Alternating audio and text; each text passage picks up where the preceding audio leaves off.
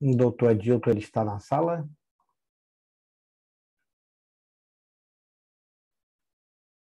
Acredito que ele perdeu a conexão. Acho que caiu. A minha caiu 2 vezes agora aqui também. Foi, né? Vamos aguardar um pouquinho, ele deve estar acessando.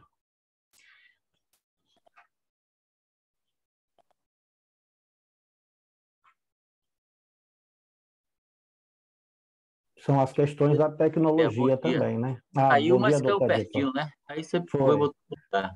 É Haroldo agora? Eu pensei que era doutor Bom Adilton. dia. Tudo bem, Haroldo? Vamos aguardar aqui. Ok.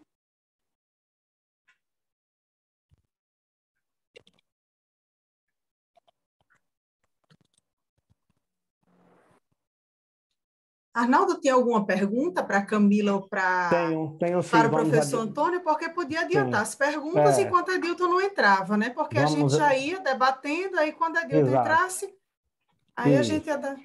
Tem uma pergunta aqui feita pelo colega Paulo Jucá, ele para Camila. Ele perguntou: a lei distingue videoconferência de audiência telepresencial ou é uma distinção doutrinária? Camila Miranda. Oi, Paulo, tudo bom? Meu quase conterrâneo Jucá. Olha, a lei não distingue. Quem distingue é a resolução 354 CNJ, que fala a diferença entre videoconferência e audiência telepresencial. No CPC de 2015, a previsão legal é de audiência por videoconferência, aquela realizada dentro das dependências do fórum. Por quê? Porque ninguém pensava que ia acontecer uma pandemia como essa, que a gente ia ficar impedido de se locomover, de conviver e de, aspas, aglomerar, né? Queira ou não, a audiência nossa é uma aglomeração. Desculpa aí, pessoal. Pronto. Na hora que eu vou entrar, a internet cai, né? Nós adiantamos aqui, enquanto o senhor retornava, já foi formulada uma pergunta pelo colega Paulo Jucá, mas só foi para poder até aguardar o senhor retornar. Já fiz a sua apresentação, passo a palavra para o senhor iniciar a sua palestra. Inicialmente, quero cumprimentar a todos, né? Agradecer a presença, e, em especial, até como diretor da escola, também agradecer aqui a presença da nossa colega Camila Moraes e nosso professor Antônio Cabral aqui. Um grande abraço, Cabral, e fico sempre feliz. Espero, você falou aí de estar presencialmente, o nosso próximo encontro será presencial, espero contar, já tenho até o tema dos limites da coisa julgada, das preclusão para você abordar aqui com a gente no próximo evento aqui, né? Mas vamos lá, eu vou falar, o meu tema hoje é complementação, um pouco de tudo que já foi dito, e talvez em maiores detalhes, que já foi dito aqui pela colega Camila e pelo que já adiantou o professor Antônio Cabral. O meu tema é sobre justamente cooperação judicial nacional, o juízo digital e o núcleo de justiça. Eu vou fazer uma abordagem aqui, vou fazer até uma projeção, e vou, vamos dizer assim, um pouquinho ser mais didático, detalhado, porque por conta daquilo que Cabral aqui mencionou, da cooperação judicial ou judiciária, que ela é um pouco estudada no Brasil, lamentavelmente. É um instrumento, como ele já dito aqui, revolucionário, mas nós já estamos aí com quase 5 anos e pouco se estudou sobre esse tema, pouco, inclusive, temos de publicação a esse respeito aqui, né? Então, vou fazer aqui uma apresentação onde eu vou partir mais ou menos do básico para a gente chegar a todas as conclusões e com o objetivo de mostrar todo esse instrumental que está à nossa disposição para tratar, em outras palavras, da gestão processual, da gestão do nosso acervo, da gestão mesmo judiciária. Então, vou projetando aí para vocês, para a gente ir acompanhando. Já está projetado, né? Já então, vamos lá. Inicialmente, para a gente ter a noção, eu parto aqui de umas premissas, rapidamente, quanto aos pilares que veio com o Código de Processo Civil de 2015. Então, ele lá tem, em outras palavras, a gente pode dizer que ele procura, na verdade, criar regras para a gente ter um processo mais eficiente, efetivo e justo, né? O justo na realização do direito, né? Observando a duração razoável do processo, alcançando o mérito, não ficar sempre nas formalidades, extinguindo o processo sem julgamento de mérito, sempre superando essas questões processuais no máximo que possível, né? Efetivando esse mérito e, evidentemente, sendo eficiente, até por conta do princípio constitucional da eficiência que norteia toda a administração pública, inclusive do judiciário. Ele também veio com uma proposta... Espera aí, deixa eu tirar isso aqui do vídeo. Diga. Desliga aí o microfone. Veio com uma proposta também de diminuição dos atos burocráticos, né, ou seja, evitando o formalismo exagerado, e com a amplitude dos poderes aqui, tanto das partes como do juiz. Em relação às partes, a gente pode lembrar aqui, desde o acordo extrajudicial para homologação, o acordo extrajudicial para homologação judicial, a antecipação da prova, o negócio jurídico processual, a arbitragem que ganha reforço e ampliação dos poderes do juiz. Nós temos uma flexibilização, regras para flexibilização processual, as medidas coercitiva, indutiva, mandamentais, subrogatória, e aqui o nosso tema principal, que são esses atos concertados de cooperação entre juízes e os órgãos judiciais, né? Essa cooperação judicial, ela está regulada aí nos artigos 67 a 69 do Código de Processo Civil e subsidiariamente a gente pode se valer do próprio Código de Processo Civil nos artigos 26 e 34, que trata da cooperação internacional, e da Resolução 350 do CNJ, que hoje regula também a cooperação judiciária, e eu vou mencionar muito essa resolução aqui na minha apresentação. E aí, vamos lá, o que é que nós temos? Os atos de cooperação, em outras palavras, são atos que devem ser realizados por um outro órgão, que não aquele originariamente competente, né? Então, por exemplo, quando a gente tem a carta precatória, para lembrar que isso não é tão novo assim. Na carta precatória, um juízo pede que o outro realize um ato processual. Nós temos aqui um ato de cooperação. Eu peço lá, doutora Camila, por favor, faça uma citação aí, faça uma penhora, etc., ouça uma testemunha, e você está, de certa forma, pedindo, com previsão legal, de forma impositiva, para que o outro juiz pratique aquele ato, e, salvo algumas exceções previstas na própria lei, ela pode se recusar a cumprir a carta precatória, ou carta de ordem, etc., né?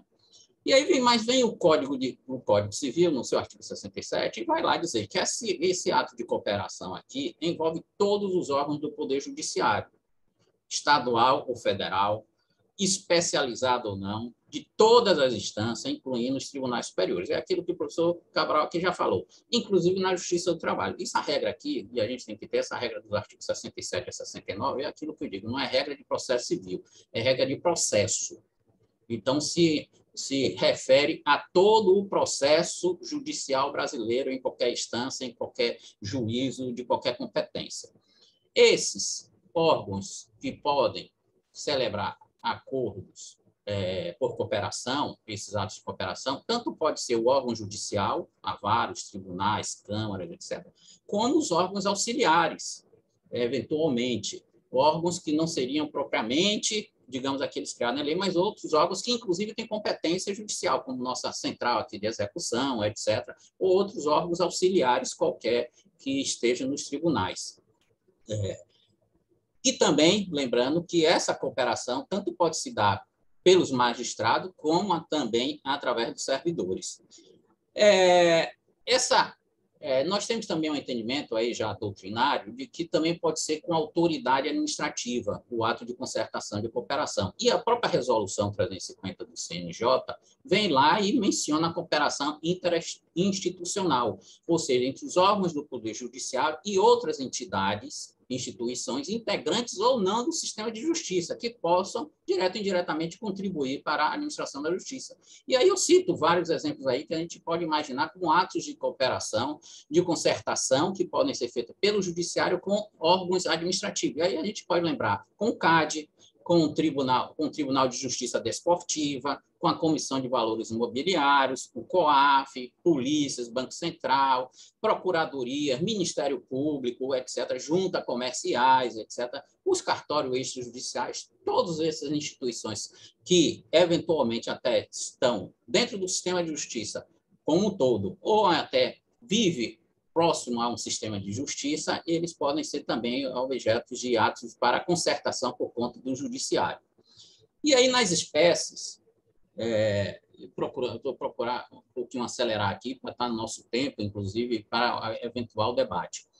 As espécies que vão ser tratadas e eventualmente citadas na resolução do CNJ, ou então pela doutrina, a gente pode ver que esses atos de concertação, de cooperação, pode ser para uma atividade judiciária processual, para a prática de um ato processual, o que mais nos interessa, para a gestão judiciária em si, como seriam medidas e ações para gerenciamento do órgão judiciário em casos específicos, justamente visando uma maior eficiência. Então, por exemplo, pode ter atos de cooperação entre os juízes para definir o horário de funcionamento das varas, como devem ser praticados os atos dos oficiais de justiça, etc., que eventualmente atuem prestando serviço a várias varas, vários órgãos judiciais. Também temos aí ato de concertação para a administração da justiça como um todo, para definir políticas da administração da justiça de uma forma ampla. A cooperação judiciária internacional, que eu me referi aqui, que está previsto também no Código de Processo Civil, e, por extensão, nós temos essa até que nós falamos aqui, essa interinstitucional. Então, nós temos aqui 5 espécies de atos de cooperação que a gente pode celebrar, não ficando somente no âmbito do judiciário. Essa resolução, também vale lembrar aqui, eu não vou me estender falando sobre tudo isso, todos esses princípios, mas apenas para nortear nossa cabeça, nosso pensamento. Ele se vale, esse princípio da cooperação, esses atos de cooperação, na verdade, parte dos princípios da celeridade, da concisão, instrumentalidade das formas, da unidade da jurisdição nacional, ou seja, unidade da jurisdição nacional, né, unidade da competência, e, como ele diz lá, um princípio, fazendo bem um princípio de prioridade ao uso dos meios eletrônicos, né? E aí nós vamos para o texto de lei. Como aqui Cabral mencionou, vale a pena a leitura do dispositivo legal, até para a gente ter noção do que ele está tratando e o que ele se referir. E aí o artigo 69, ele vai dizer lá que o ato pode ser concertado como auxílio direto, reunião ou apensamento de processos. Aqui está em vermelho porque eu quero destacar esse que mais nos interessa. Eu vou abordar mais em detalhe esse tema. Prestação de informação, diga. Os slides não estão passando. Não sei se o senhor está passando, mas nós estamos com a primeira folha só. Ah, é? É. Só visualizamos a primeira folha, aqui, onde tem pilares do CPC/2015. Então, eu vou parar aqui, peraí, vou recomeçar. Saiu? Não, a tela está com a mesma folha, aquela primeira folha. Eu mandei parar aqui, ó. Stop. Agora, parou, tirou. Né? Vou recomeçar aqui. Pronto. Vou recomeçar para ver se pega. E eu pensei que estivesse passando. Né? E agora? Agora sim, atos de cooperação, ok. Vamos lá. Está passando aí? Tá sim. Então, vamos lá. Então, vamos nesse ponto aqui prosseguir, né?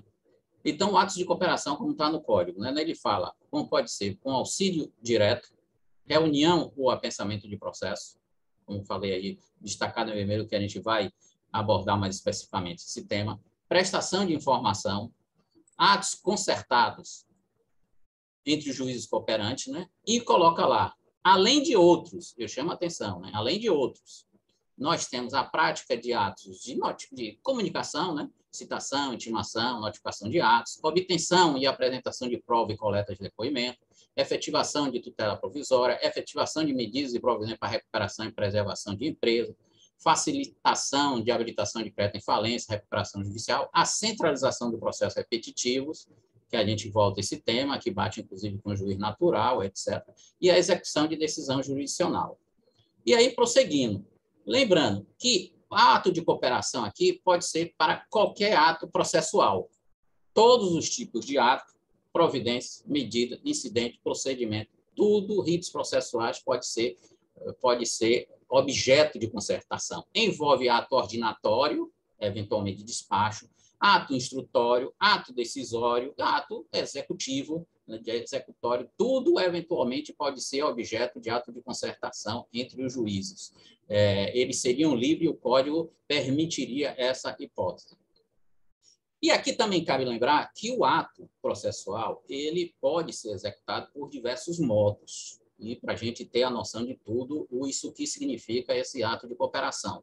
Por exemplo, o ato de citação, ele tanto pode ser feito pelo oficial de justiça, como ser feito pelo correio, como pode ser feito por edital. Então, você vê que é um ato que pode ser diversos modos ser realizado. A citação também pode ser feita pelo juiz, óbvio. Se ele manda o oficial de justiça é um delegado para praticar o ato, o próprio juiz pode fazer citação também, eventualmente. Né? Então, ali na mesa de audiência, eu mesmo já fiz citação em mesa de audiência de uma empresa, ao invés de mandar o oficial lá, porque o preposto estava presente ali, aproveitei para citar em outro processo que não encontrava a empresa, eventualmente. Né? E esses atos podem ser praticados por instrumento ou de modo diverso.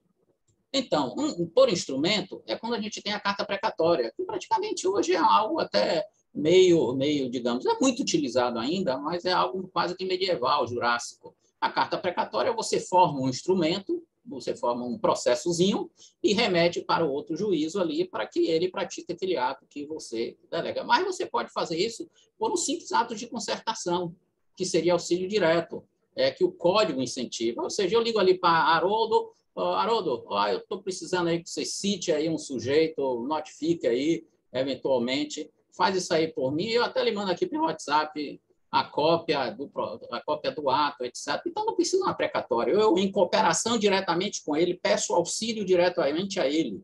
Aí vocês vejam que isso, inclusive, já vai afetando, se você vai na abrangência, até aquela questão do juízo natural. Porque até na carta precatória, nós teríamos juízo natural. Eu mando lá uma carta precatória para o Rio de Janeiro, teria que ser distribuída entre os juízos da competência ali daquela comarca territorial e ele ser distribuído entre alguém ali para realizar a carta precatória. Então, aqui na cooperação, não, eu já me acerto diretamente com ele. Vamos lá, você aceita? Pode mandar, Edilton, vamos lá, eu mando para ele eventualmente. Então, são sem maiores formalidades, e o que precisa aqui ou seja, eventualmente não, mas concretamente é documentar. Eu certifico ali, eu boto no processo de que eu fiz um acerto aqui, uma concertação com o doutor Haroldo Barbosa, e ele lá na vara onde ele está, ele vai efetivar esse ato aqui que eu solicitei para ele, etc., que nós combinamos que ele ia realizar, e você documenta. Não precisa instrumentalizar, como assim, carta precatória, mandar, etc. E aí eu vou lembrar, para a gente ter essa noção aqui, primárias todas, etc., né? Esse modo de realização pode ser por solicitação, essa cooperação, pode ser por solicitação, que é isso que a gente menciona quando trata de carta. A carta precatória, as cartas, de um modo geral, elas são, em outras palavras, atos de cooperação que eu diria que são tipificadas já no Código. Ou seja, já está lá que um juiz tem que cooperar com o outro para o cumprimento dessas cartas, as cartas precatórias. Por delegação é a carta de ordem, está aí no mesmo sentido. Um é por solicitação, o outro é por ordem. A gente pode dizer até que, no caso de delegação, não seria propriamente uma cooperação, seria um tribunal ordenando que um outro praticasse o ato, né? O juízo superior para o juízo inferior, não seria nem tanto de cooperação. Né? E temos justamente isso que a gente quer se referir, que é essa concertação, que tem essa cláusula geral aí no artigo 68 do Código de Processo Civil, que seria essa cooperação atípica. Ao contrário da tipificada, regulada, com as cartas precatórias que estão no Código de Processo Civil, nós teríamos, assim, uma espécie de negociação, entre aspas, negociada, mas compulsória, no meu entender, porque ela não pode ser negada injustificadamente. O Código até diz, deve ser prontamente atendido. Os atos de cooperação devem ser prontamente atendidos. Então, quando eu solicito lá ao doutor Haroldo uma cooperação para ele praticar um ato, eventualmente ele teria que justificar por que ele não quer cooperar comigo. Não pode simplesmente dizer, eu não gosto de você não, eu não vou fazer nada por você. Não é por aí, não gosto de sua cara, estou de mau humor, acordei sem paciência hoje, etc., e eu não vou cumprir. Não pode ser de forma arbitrária. Ele tem que dar uma justificativa. A justificativa, estou com incapacidade aqui orgânica, eu não tenho quem faça esse ato, o meu oficial de justiça está de licença, eu estou com abarrotado de processos, etc. Então, são justificativas para você ali recusar a cooperação, dando que você não tem como até, de forma eficiente, você pode até praticar, fazer um gol contra, mandando para um juiz que não tem capacidade de praticar o ato eventualmente, né? Então, haveria de ter essa justificação, né? O próprio código também vai falar que, como já falei aqui, já disse aqui, prescinde de forma específica a formalização desses atos de concertação. Não precisa você, eventualmente, instrumentalizar, etc. Tem maiores formalidades. O que precisa de prática mesmo é documentar nos autos, evidentemente, porque as partes podem tentar impugnar, reformar alguma decisão, se envolver, etc. e tal, pode sim surgir. Em suma, tem que dar publicidade e as partes têm o direito ali, eventualmente, de participar no contraditório, né? Esses casos de cooperação, eu também cito a possibilidade, inclusive, de se estabelecer um regulamento para a prática de atos de cooperação, disciplinar um regulamento. Os juízes, em outras palavras, poderiam regular, criar uma instrução normativa que fosse um regulamento para dizer como se processará, como se executará os atos processuais em determinados processos, nas varas de uma determinada comarca, né, cidade, etc., por aí vai. É o caso, por exemplo, da centralização de processos, que a gente vai ver aqui. É uma situação onde você regula para o presente, em relação aos processos que estão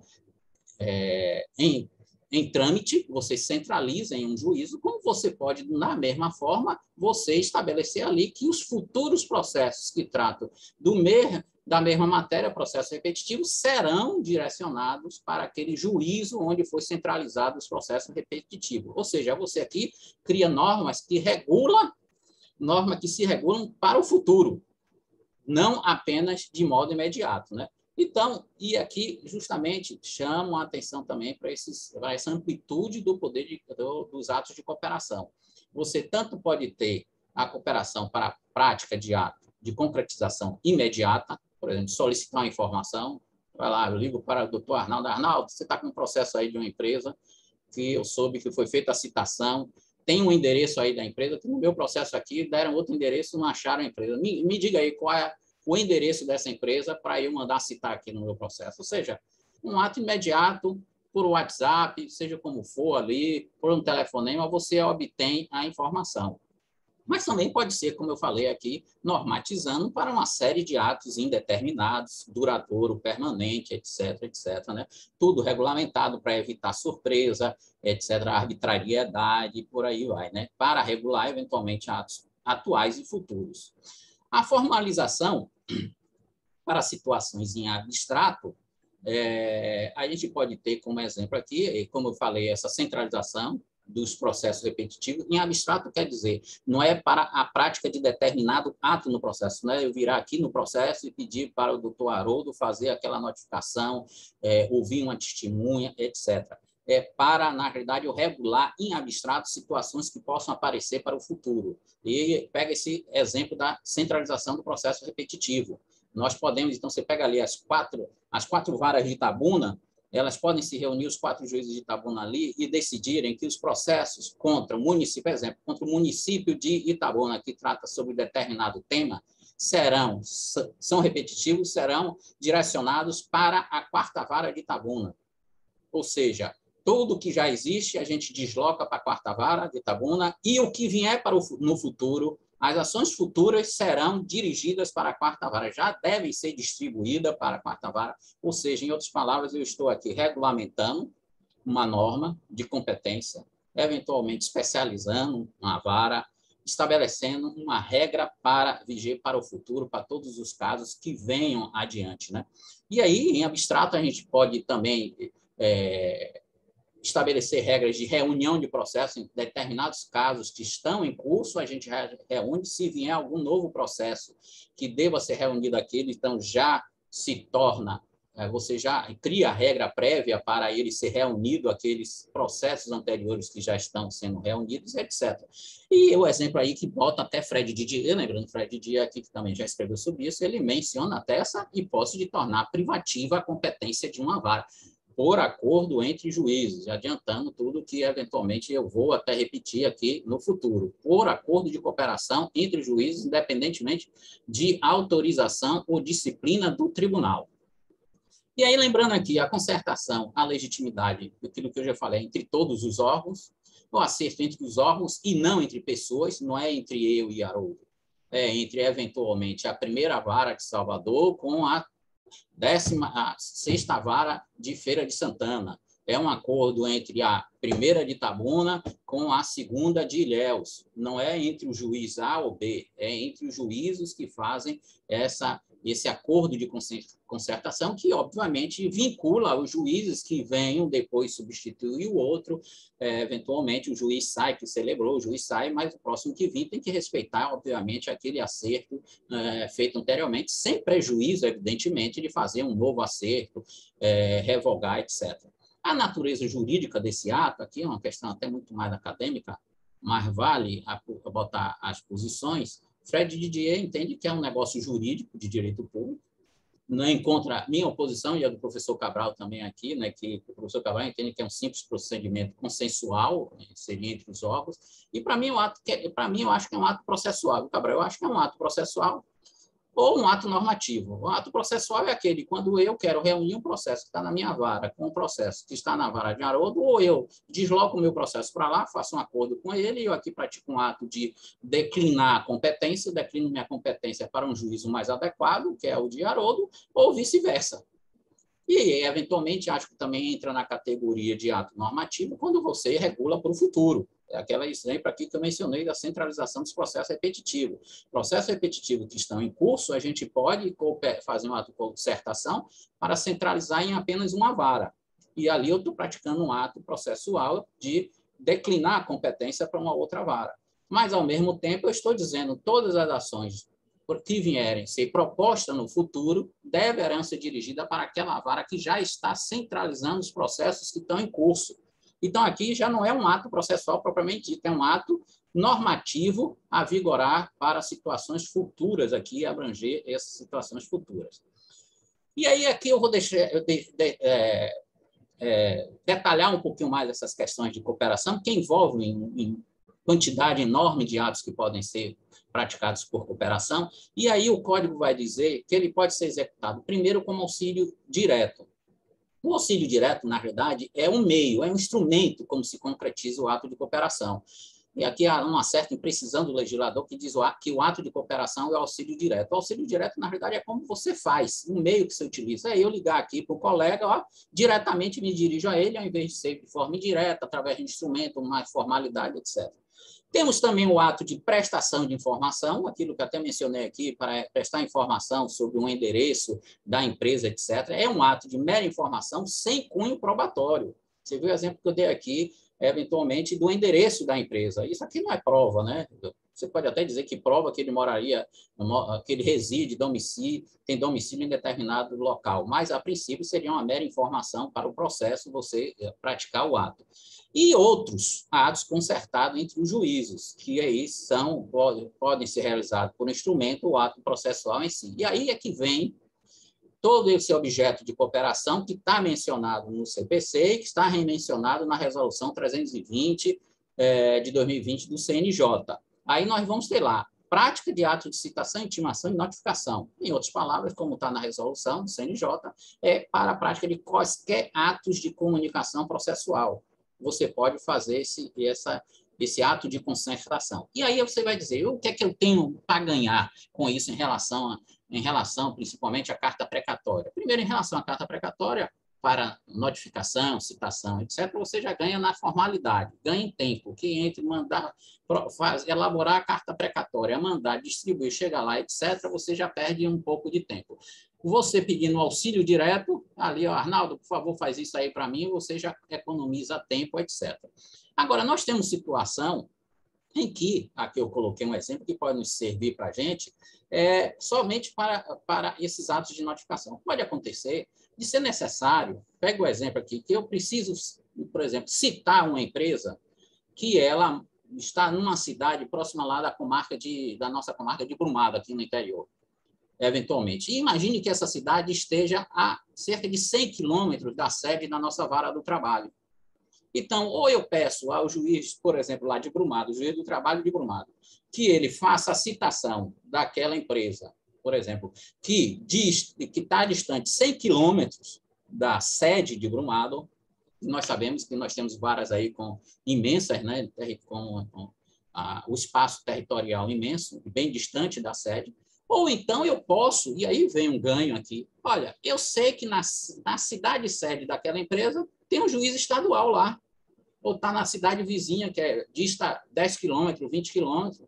Então, ao invés de mandar a carta precatória para o juiz de Brumado, eu vou ligar para o juiz estadual e pedir a ele a colaboração, a cooperação. Meu amigo, olha, você está aí, a empresa está aí na sua comarca, eu sei que tem uma vara do trabalho que abrange, mas é muito melhor você do que eu pedir ao colega lá da sede, o colega de trabalho, que está 100 quilômetros à distância desse local aí. Então, é muito melhor eu ir para um juiz estadual da localidade, pedir que ele pratique o ato ali de comunicação, aqui, por exemplo, do que pedir ao juiz do trabalho, que está mais distante, ainda que o local esteja na abrangência de sua competência territorial. Isso pode ser feito federal com trabalhista, etc., e por aí vai. O juiz federal pedir ao juiz trabalhista que está ali na localidade, porque não tem um juiz estadual, isso, aquilo, eventualmente alguma questão de capacidade institucional da vara não poder praticar, então o juiz estadual não tem condição de praticar o ato solicitado pelo juiz federal, o juiz federal pede ao juiz do trabalho e vice-versa, etc., né? Ou segunda hipótese aqui, a obtenção e apresentação de provas e a coleta de depoimentos, cooperação para isso. E o CNJ, a resolução do CNJ, coloca lá, vai repetir a obtenção e apresentação de prova, coleta de depoimento e meios de compartilhamento do seu teor, e na produção de prova única relativa a fato comum. São duas coisas. E aí eu vou citar aqui, por exemplo, você veja como é ato de cooperação, dando um exemplo aqui, eu não sei, acho que Cabral já ouviu esse caso, uma hipótese de cooperação, você veja aqui, para a coleta de provas. E eu quero citar este caso porque envolve uma vara civil com uma vara criminal. Isso é uma situação que aconteceu em Palmeira dos Índios, em Alagoas, com uma vara criminal. Uma causa civil e uma causa penal.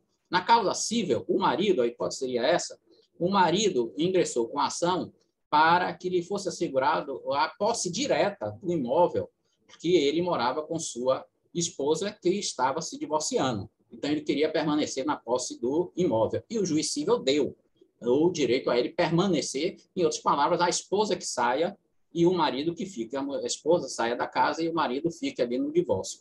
Mas envolvia uma questão de violência contra a mulher, submetida aí à lei da Maria da Penha. E o juiz penal, na ação penal, como medida protetiva da mulher, assegurou a posse dela no mesmo imóvel. E o marido que saia. Aí você vê aqui que há um conflito de decisão. Um manda deixar o marido, o outro manda tirar o marido, né? Quem é que vai, qual é a ordem aqui que vai prevalecer, eventualmente? E eles fizeram um acordo. Fizeram, na verdade, uma concertação, esse juiz civil com o juiz criminal, e eles concertaram, na verdade, para a produção da prova ser comum. Por quê? Porque, eventualmente, a mesma questão, se houve violência ou não, que o juiz civil pode se utilizar desse fato de ter sido usado, o marido ter usado de violência contra a mulher para negar a ele o direito a ter a posse no imóvel, inclusive sendo um imóvel de sua exclusiva propriedade, que não se comunica com a esposa, mas mesmo nesse caso garantir a posse da mulher com base na violência, como o juiz penal também está apurando ali a violência, o crime, a prática do crime, etc. Então, eles concertaram para fazer a audiência única. Ao invés de ter dois, um juiz penal faz a audiência, um juiz civil faz a audiência para colher o mesmo fato, então é melhor a gente aqui, uma audiência só. Então, você veja aqui as possibilidades que estão se surgindo com esses atos de cooperação, né? E aí nós temos justamente aqui, quanto à obtenção e apresentação de prova, ela pode ser uma obtenção por solicitação, com uma mera solicitação por carta ou não. Distinguindo, uma coisa é a apresentação das provas, outra coisa, a obtenção de provas e outra coleta de depoimentos, né? A obtenção de provas que já foi produzida em outro processo, eu posso solicitar, digo lá, Haroldo, manda aí para mim, Silvia, manda aí para mim no seu processo que você já colheu de prova para mim, eu posso até solicitar por ofício, etc., que você mande a prova, que seria uma prova emprestada, em outras palavras aqui, né? E sobre a produção, evidentemente, também nós temos a carta precatória ou de forma informal aqui. E essa coleta, a coleta de depoimentos, que é a produção de provas, em outras palavras, justamente aí nós teríamos mais uma hipótese. Além da carta precatória, ou carta de ordem, nós temos esse ato de concertação. E aqui é importante essa questão da conexão probatória. É um tema também que a gente pode avançar bastante, e na Justiça do Trabalho nós temos pancada de exemplos que podem servir para isso aqui, e que na prática nós estamos repetindo, nós estamos sendo um tanto quanto ineficientes em vários processos que são repetitivos, digamos assim, pelo menos quanto ao objeto de um fato comum. O CNJ vai detalhar, vai colocar expressamente para ato de concertação, para a produção de prova única relativa a fato comum. Então, você pega ali, por exemplo, acidente de trabalho com diversas vítimas. Então, temos vários processos onde tem um mesmo acidente que foi o caso de Brumadinho, etc., tudo lá, Mariana, etc., um acidente de trabalho onde diversas pessoas podem demandar ali em processos diferentes para apurar um fato único. Quem foi o responsável pelo acidente, etc., a culpa, e por aí vai. A mesma coisa nós temos classicamente na Justiça do Trabalho, esses casos de trabalho, mesmo ambiente de trabalho perigoso ou insalubre, né? Então, nós estamos repetindo, faz-se tanta experiência, em cada processo faz perícia para saber se naquele local é insalubre, se aquele local é perigoso. Tem vários processos correndo, processos que já foram julgados, etc. Tal. E é uma perda de tempo, é uma ineficiência, a gente está gastando o nosso tempo, etc. e tal, tudo isso para produzir prova em vários juízos com um objeto único, eventualmente. E aí, obviamente, você pode fazer um ato de concertação para um juiz realizar a prova. Nós estamos aqui com 5 processos envolvendo periculosidade, então um só faz a prova pericial, ele ordena lá, ele coordena tudo que for para produzir a prova pericial, e depois a gente até distribui e serve para todos os processos, ou seja, toma emprestado, entre aspas, toma emprestado aquela prova que foi produzida no processo. Mas tudo isso através de uma concertação com a participação de todos, né? Ou seja, vai ser um processo lá, um processo numa determinada vara, as partes dos outros processos, todo mundo vai participar ali para se apurar a perícia no ambiente perigoso, insalubre, etc. E aí eu vou citar até um exemplo aqui, que a gente pode imaginar, que podemos ter até situações da Justiça do Trabalho, veja isso, Cabral, o exemplo aqui, que pode ter mesmo na Justiça do Trabalho com uma vara de família. Você imagine uma situação, numa ação de indenização por acidente de trabalho, proposta por uma companheira em união estável. Uma das matérias de defesa da empresa pode ser negar a união estável. Dizer lá, eu não devo nada a essa mulher aqui que está me processando, porque ela não era a companheira do trabalhador falecido. Ou seja, qual é essa situação? Nessa situação, o juiz do trabalho, incidentalmente, tem que decidir se havia ou não a união estável. Ou seja, a gente se torna um juiz de família, mas a gente tem que decidir, sem coisa julgada, etc., mas incidentalmente a gente tem que decidir. Mas pode ser que exista numa vara de família essa companheira, para não ter questionamentos, ela ingressou com a ação na vara de família para reconhecimento da união estável, ainda que seja pós-mortem, do seu companheiro.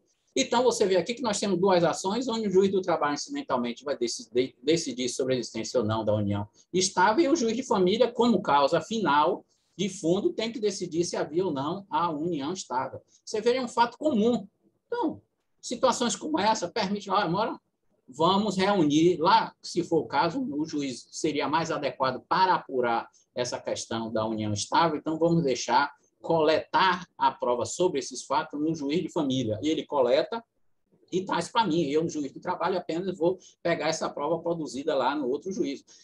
Evidentemente que a empresa que está sendo demandada aqui na reclamação trabalhista, ela vai poder participar do processo lá de família, se não envolver questão de segredo de família, etc.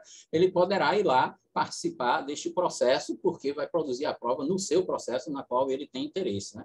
Nós temos aí, por exemplo, casos que permitiriam, outro exemplo que eu dei, permitiria até reunião, que é empregados envolvidos em briga, né? Então, já vi situações como essa. A empresa, 2, 3 empregados brigaram, foram às vias de fato, a empresa mandou todo mundo embora. Os trabalhadores, 2 reclamam. Ambos negam que a briga que não chegaram a vias de fato, ou ambos alegam, por exemplo, inocência e legítima defesa. Na verdade, eu agredi porque eu me defendi em legítima defesa, o outro alega a mesma coisa, realmente eu agredi, mas foi em legítima defesa. Então, é um fato comum para vários processos. E aí nós temos situações onde juízes ficam decidindo lá diferentemente, colhendo várias provas de uma forma necessária, quando você poderia, por cooperação, realizar apenas um. E aí a gente pode dar exemplo de grupo econômico, quantos processos aqui nós temos para reconhecimento de grupo econômico e responsabilidade, onde cada processo tem-se a prova do grupo econômico, e, fora isso, se atentar contra até a igualdade, porque nós temos, pega esse caso de grupo econômico, que é mais grave, isso sem falar nas coisas julgadas aqui, eventualmente, mas um juiz decide que tem grupo econômico, outro vai e diz que não tem grupo econômico, né? E até uma situação complicada essa, quando você nega essa existência dessas relações jurídicas, né? Um juiz diz que tem a relação jurídica de grupo econômico entre várias empresas formando um conglomerado, e o outro vai e diz que não existe aquela relação jurídica entre aquele conglomerado de empresas, etc., né? Aí nós temos adiante atos de cooperação para efetivação de tutela provisória, execução de decisão jurisdicional, e aí vai vários aqui, não precisam nem muito explicar, apenas relembrar e botar para fixar na cabeça, né? Efetivação de medidas para recuperação e preservação de empresa, facilitação para habilitar os créditos na falência e recuperação, né? E tudo isso também está repetido na resolução do CNJ, né? Em suma, nós podemos fazer um acordo aqui, uma cooperação com o esses juízes de recuperação judicial. Diga-se passagem, a Bahia já está precisando até ter uma vara privativa de demandas contra a recuperação judicial, mas poderia ter um ato de concertação de simplesmente, pelo WhatsApp, por via eletrônica, por e-mail, manda aqui a certidão de crédito, eu tenho aqui, terminamos o processo de trabalho, está certificado o crédito, manda lá, por via eletrônica para o juiz da recuperação judicial, ao invés de burocratizar, eventualmente pede para o trabalhador é que tem, geralmente a gente tem feito isso, entrega o trabalhador, o advogado que pega essa certidão, ele que vai lá no juízo da recuperação judicial, habilitar o seu crédito, quando poderia fazer um ato de concertação para já ir o juiz do trabalho mandar logo automaticamente, vai sair lá, manda ali por e-mail diretamente para o juiz, né? E aí nós temos outras aqui, que o CNJ também em rol exemplificativo, foi apontando diversas outras medidas que podem ser adotadas por concertação. Algumas não têm aplicação aqui na Justiça do Trabalho, como, por exemplo, traslado ou transferência de preso, até traslado de pessoas, etc. Mas muitos outros aí, eventualmente, podem ser realizados. Aí você veja que o CNJ menciona desde redação de manuais de rotinas administrativas, ou seja, a gente pode criar rotinas administrativas por cooperação entre os juízes, se reúnem ali os juízes de Ilhéus, Itabuna, Feira de Santana, etc., os de Salvador, vamos criar aqui algumas rotinas administrativas por cooperação, e a gente edita o ato aqui normativo, etc. E, em suma, todos esses outros aí que vocês podem ver, se não estão lendo agora, vê na resolução. Agora, o que é importante aqui para a gente destacar? Tentar acelerar aqui, até mais rapidamente, para a gente dar o tempo, né? O deslocamento de competência. Acho que o grande ganho aqui, inclusive já veio, o professor Cabral aqui já deu o pontapé inicial, já lançou as linhas gerais quanto a isso. O grande ganho, acho que, da cooperação judiciária foi justamente esses dois dispositivos aqui, que, observem, lembro mais uma vez, além de outros, permite a reunião ou apensamento de processos ou a centralização de processos repetitivos. Aí vai lá o CNJ, vai, repete, e aí dando ênfase, inclusive reunião de execuções contra o mesmo devedor em um único juízo, ou ainda a realização de multirões.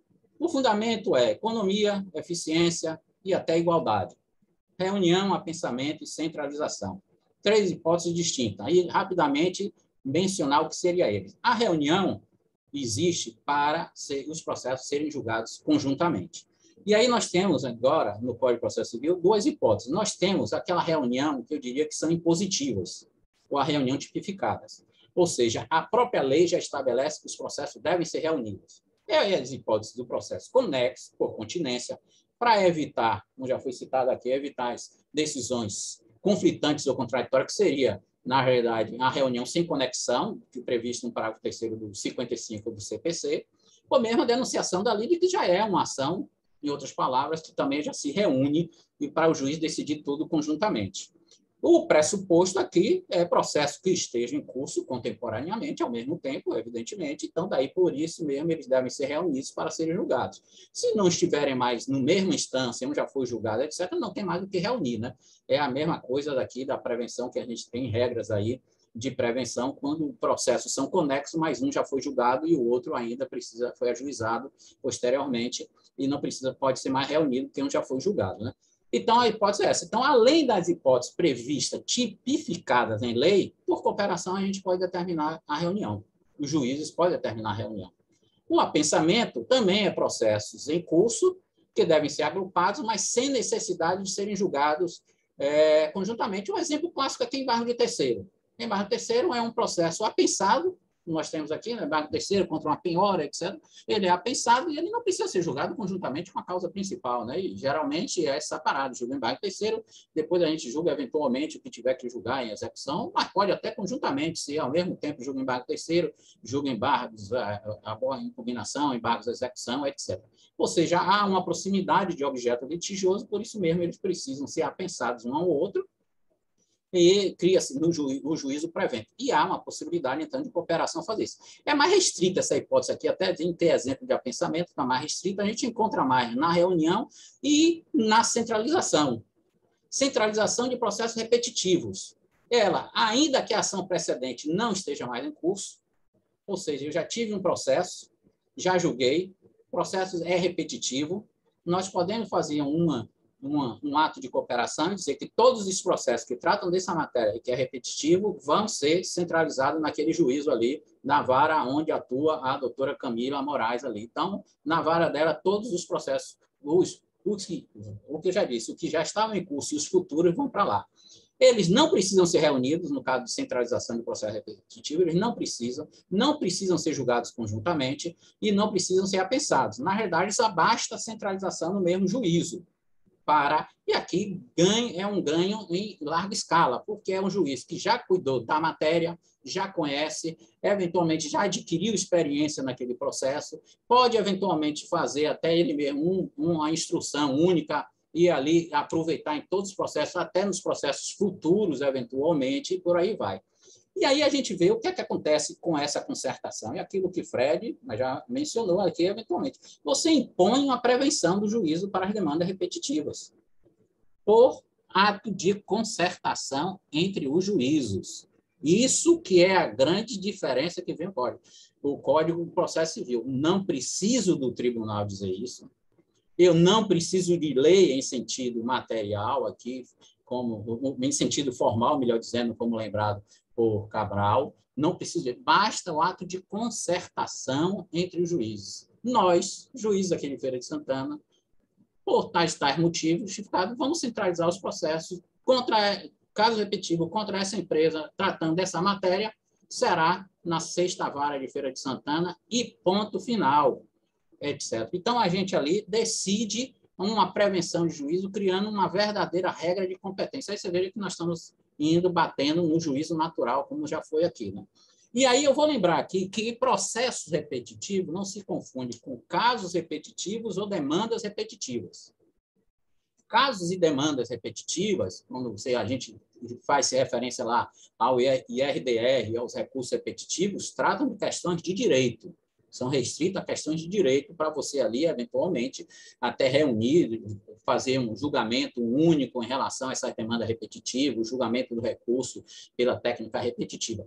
Já o processo repetitivo é mais amplo. Ele tanto pode envolver uma questão meramente de direito, como pode ser uma questão de fato. E aí o exemplo que eu até já mencionei, grupo econômico. Eu tenho diversas demandas onde se alega a existência de grupo econômico, então vou centralizar ali em um processo. Olha, só o doutor Arnaldo vai julgar todos esses casos que entram aqui para reconhecer um grupo econômico daquele conglomerado ali, várias empresas, eu centralizo ali na questão de fato.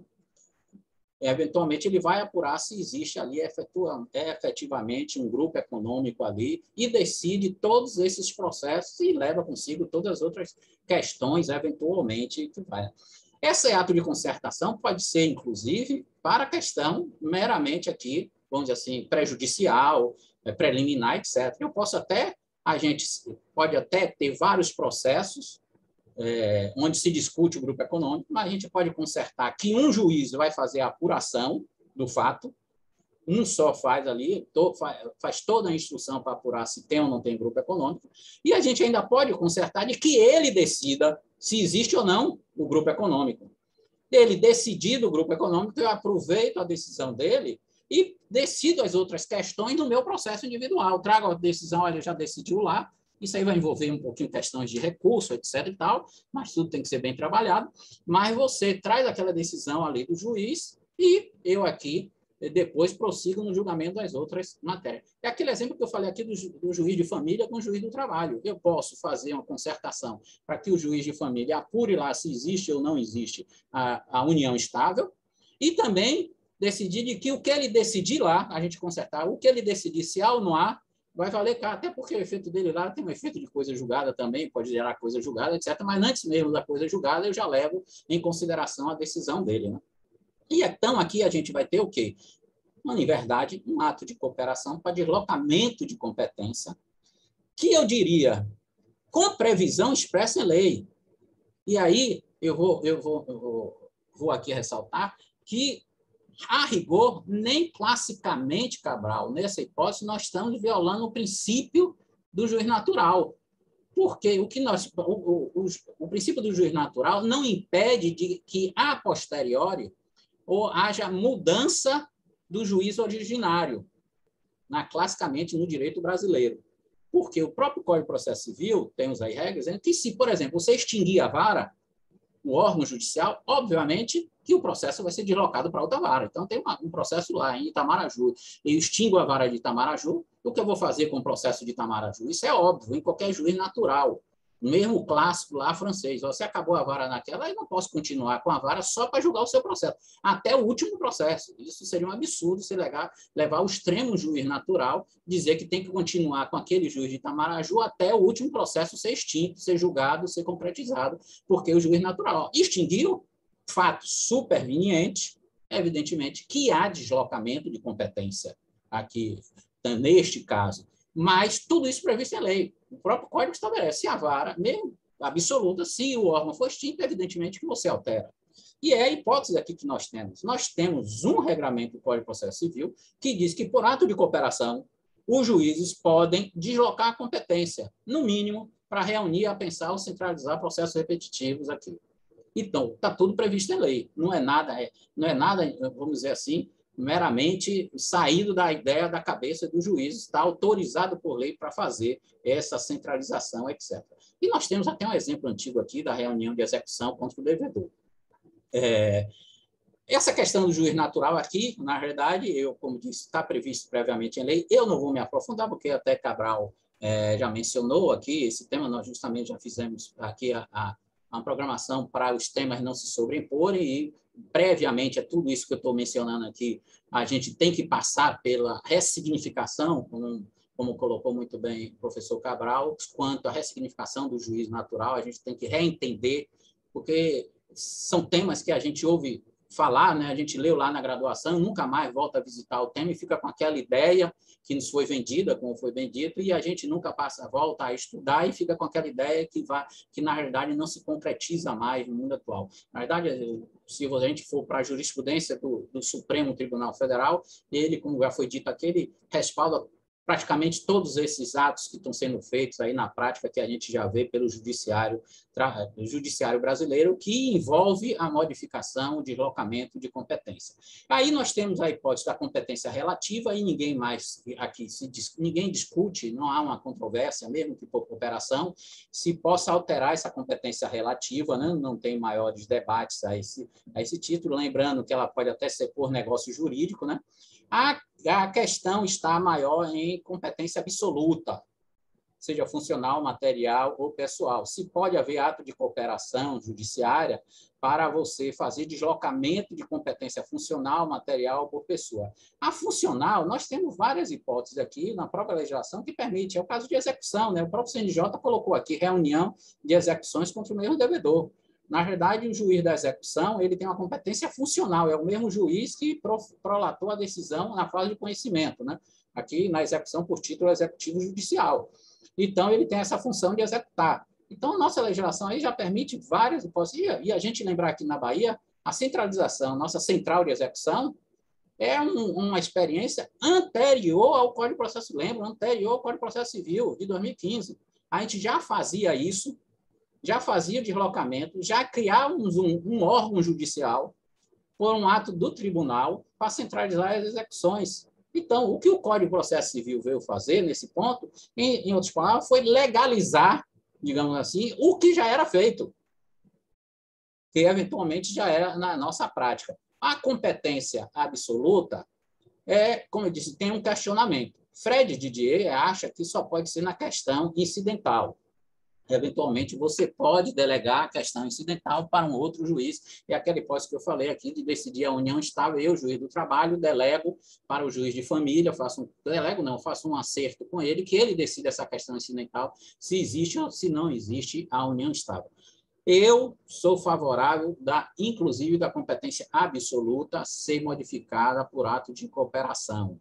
Eu acho que é possível, sim, nós não podemos ser tão rigorosos quanto a isso, porque o próprio sistema brasileiro, e nós temos até exemplos aí de modulações, etc., eu vou até mencionar aqui depois, modulações por decisões judiciais, nós temos até exemplificação por normas, basta citar aqui adiantando, a competência do juízo da recuperação judicial para a execução, digamos assim, das execuções trabalhistas, dos créditos trabalhistas. Se a gente for ver a rigor, até por norma constitucional, se for fazer a leitura, a competência para a execução do crédito trabalhista é do juiz do trabalho. Vem a lei infraconstitucional e de lá, não. Neste caso de recuperação, a competência é do juiz da recuperação judicial. Ou seja, na verdade, nós tiramos aqui, por lei infraconstitucional, a competência do trabalho e se deslocou para o juízo civil da recuperação. Bate no Supremo. Supremo tranquilamente. Não podemos ser tão absolutos assim em prol da concentração, da universalidade dos credores, etc. Tem que ficar mesmo, não tem cabimento você dividir neste ato de execução. Então, você vê que a própria lei infraconstitucional relativiza o que seria uma regra aí, absoluta, etc., por aí vai, etc. Se a gente for para os exemplos, adiantando, os exemplos de modulação, na justiça de trabalho nós tivemos pelo menos dois. A primeira, do acidente de trabalho, quando o Supremo, de forma definitiva, decidiu que ações de acidente de trabalho é da competência da justiça de trabalho. E o que ele fez lá? Ele modulou os efeitos de sua decisão e disse, olha, o que já tinha sido julgado anteriormente pela justiça civil, já tinha sentença, continua na justiça civil. Ou seja, competência seria, a rigor, qual é a regra? Se a competência é absoluta, tem que se deslocar. O processo do civil tinha que vir para a Justiça do Trabalho. Aí vai o Supremo, por medida jurisprudencial, por decisão judicial, ele relativizou, digamos assim, a competência. Não, mas esses casos aqui vão continuar lá mesmo. Era incompetente, mas vão continuar com eles. Modulou. Foi o caso também aqui na Justiça do Trabalho da Previdência Privada, né, que também modulou. Nós continuamos com os antigos processos já julgados, etc. E aí vem a questão que o professor Cabral, aí no livro dele até menciona, e eu aqui rapidamente vou tratar sobre critérios que a gente deve ser utilizado para fazer esse deslocamento de competência, porque isso já não pode ser assim arbitrário. E aí, sinteticamente, e acelerando a minha abordagem, eu diria pelo menos 3 fatores que a gente aqui tem que pensar. 3 grandes fatores. Isso aqui eu até já escrevi sobre esses fatores e confesso aos senhores que estou revendo, estou escrevendo aí um outro trabalho, já tive acesso a outra literatura, etc. E estou até modificando um pouco essa classificação em si meio, passando a ser mais detalhado. Mas, a grosso modo, não modifica o que, eventualmente, o próprio professor Cabral já mencionou na obra dele e que eu aqui estou resumindo de uma forma ampla para você ter um panorama geral. Isso aqui não é exaustivo, também é apenas uns critérios gerais que você pode somar a outros para a definição de quem seria o juízo adequado para aquela reunião, para aquela centralização, para aquele pensamento. Porque, observe bem, não é simplesmente eu que decidi reunir o processo, o meu processo, que está também com um outro, que está na vara do doutor Haroldo Barbosa, e dizer que tem que ser com Haroldo porque ele é mais bonitinho do que eu. que as pessoas gostam mais dele, eventualmente. Tem que ter um critério aqui, evidentemente, né? Não pode ser por sua beleza, eventualmente, né? Evidentemente, né? Tem que ser um critério razoável, você tem que fundamentar por que aquele lá e não por que esse carro. Por que a primeira e por que não a segunda, eventualmente. Então, grosso modo, é a conveniência do ponto de vista da administração, né? Levar em conta a eficiência na prestação de serviço, na economia processual. Reunir por quê? Porque justamente para uma maior eficiência, para uma maior economia, para eventualmente decisões iguais e não haja um tratamento desigual pelo próprio Estado juiz ao tratar o seu jurisdicionado. Então, ele vai ali ponderando para reunir esse processo. Também considerar a posição jurídica, rapidamente aqui, das partes envolvidas, o local da residência e domicílio da parte, e aí, como já foi ressaltado aqui, tudo isso aqui está muito minorado, essa questão da competência territorial. Quando você está diante de processo eletrônico, está tudo muito minorado, está muito líquido, já não é mais, podemos ter aquela cabeça que tem que ser naquele território, porque justamente você tem acesso de qualquer lugar do mundo, né? Mas é um fator, o local da residência, o domicílio das partes, o local onde ocorreram os fatos. Obviamente, está lá, o fato aconteceu em Feira de Santana e o processo está correndo aqui em Salvador, eventualmente. Então, é muito melhor, talvez, o juiz de Feira de Santana reunir esses processos, centralizar, porque ele estará mais próximo onde ocorreram os fatos, a produção, e aí vai, é o local com a maior possibilidade de produção da prova. As testemunhas todas serão ouvidas em Feira de Santana. Para que eu ficar com o meu processo em Salvador? Facilita e mais eficiente estar lá em Feira de Santana, onde a prova pericial, testemunhal, etc., tudo será realizado, né?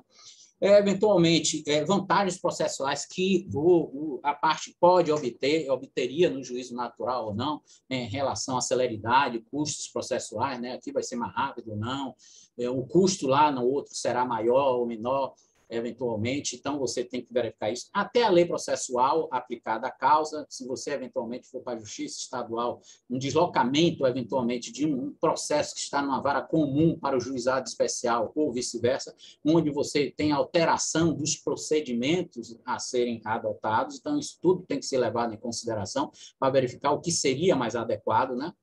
E nós temos também a estrutura orgânica e funcional do juízo para o processamento dos feitos, né? Ou seja, aqui um pouco que o professor Cabral até já ensaiou aqui, mencionar a maior aptidão para o conhecimento da causa, né? Pela natureza da causa. Então, você veja aqui na justiça, vou botar na justiça comum, você às vezes tem um processo que vai ajuizado no interior, de vara única. Então, você imagina ali um processo de recuperação judicial numa vara única do interior. Mas nós temos em Salvador uma vara especializada em recuperação judicial. Processo eletrônico. Onde é mais adequado? A princípio, olha, é aquele, talvez, para o juiz que tem mais aptidão e conhecimento para a causa. Nós sabemos que é muito mais provável que o juiz da vara especializada em recuperação judicial em Salvador tenha muito mais aptidão para conhecer daquela causa do que um juiz clínico geral, um juiz cível, ou até que um juiz único, que é cível e criminal na justiça comum, ele abarca tudo, tem de tudo para ele. Aquele juiz generalista, digamos assim, tem provavelmente ele tem maior aptidão. Pode ser até que aquele juiz do interior seja especialista, né? Já tem até doutorado, teses escritas sobre a matéria. Aí você vê que em cada caso concreto você vai decidindo, eventualmente, ali a questão ali.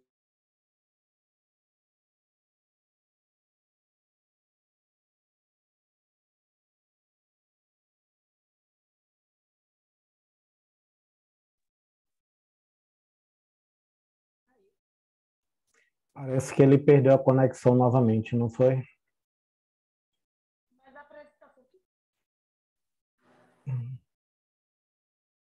Parece que caiu. Daqui a pouco volta. Exato. Acho que sim. Passa a mensagenzinha aqui para ele, só um minutinho.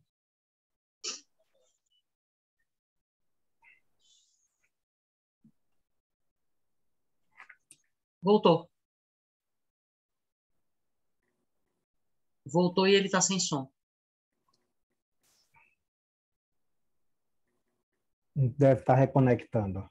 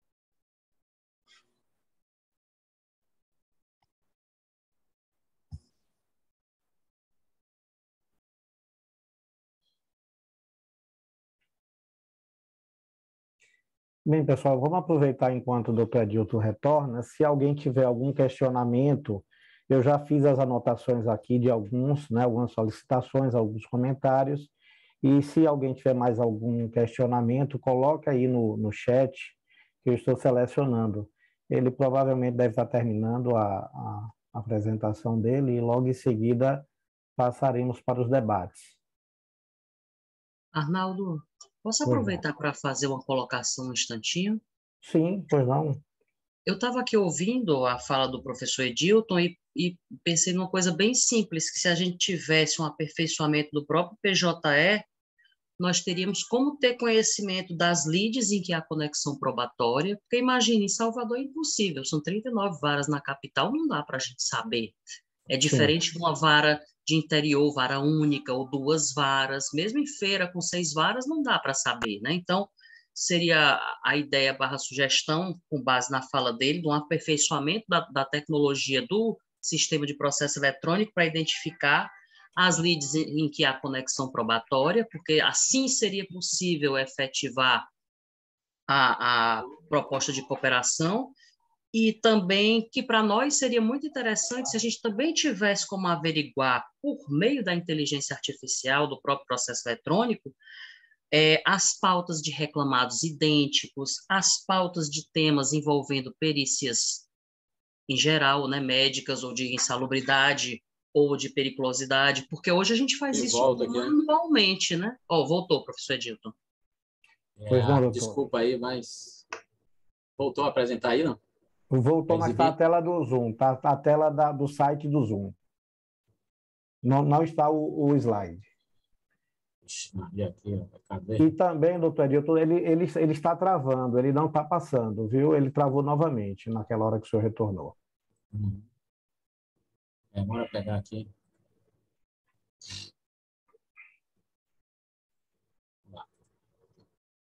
Azar, né? Dá estável, né? Funciona tudo muito bem. Pronto, retornou aqui. Está critérios na tela. Isso, funciona muito bem. Chega uma hora, na hora de falar, dá tudo. Acontece de tudo. Pior que não é a primeira vez, não. Eu sou azarado com isso. Né?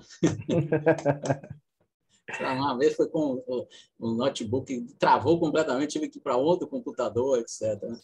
Vamos lá, eu estava tratando aqui do perfil também, na estrutura, tem que levar em consideração o perfil do magistrado, tem em conta, inclusive, a perspectiva gerada a partir da definição do juízo natural, né? E aí a gente tem que ver a capacidade funcional do juiz. E aí eu vou lembrar desde o princípio da conduta judicial de Bangalore, que menciona lá que um juiz competente é aquele juiz com conhecimento legal, com habilidade, preparação, cumpridor dos seus deveres, etc.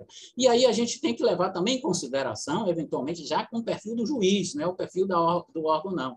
É o que se chamaria da debilidade endêmica do próprio magistrado, que um magistrado que tem decisões constantemente em atraso, deficiências de fundamentação, pouco preparo técnico para apresentar para apreciar aquela matéria. Isso tudo são critérios que devem ser utilizados. E aqui eu vou lembrar 2 situações, dois para mostrar também, como disse aqui o Cabral, para não citar repúblicas de banana, 2 exemplos, dos Estados Unidos, da Inglaterra e Gales.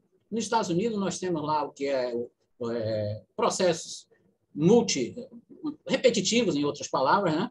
E lá eles têm um órgão, que é o painel, que eles chamam lá um painel, onde tem esses processos que são repetitivos em vários juízes espalhados pelos Estados Unidos todo.